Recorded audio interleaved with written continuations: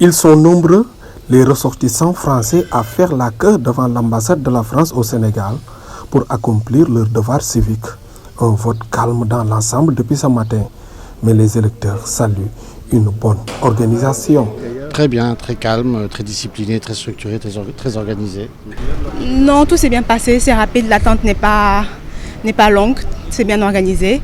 Voilà, tout est simple, on nous indique la procédure et on accomplit notre devoir citoyen. Oui, très bien. Une queue relativement longue, mais bon, dans une ambiance calme, paisible. Hein. Voilà. C'est très bien organisé, on regarde les papiers, on va dans l'urne, dans l'isoloir et après on met le bulletin dans l'urne. Pour eux, le choix a été déjà fait et la course sera entre 2 ou 3 candidats pour le deuxième tour. Moi, mon choix est fait bien avant ce jour, donc c'était aisé pour moi.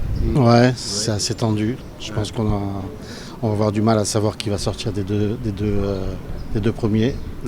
Mais on a nos idées. Vraiment un vote un peu par dépit, voilà, histoire de contrer peut-être certains candidats qu'on ne veut pas voir gagner l'élection, dans le genre de Zemmour ou Marine Le Pen.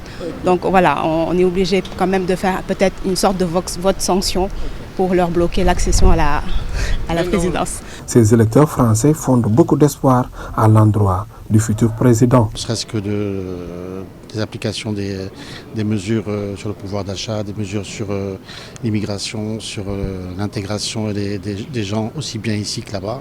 L'écologie surtout, parce que la planète a vraiment beaucoup de problèmes en ce moment et je pense qu'il est temps de réagir pour les générations futures. Premier tour, l'élection présidentielle française, 12 candidats sur la ligne de départ, dont le président sortant. Les Français de Dakar ont déjà donc fait leur choix en attendant les résultats.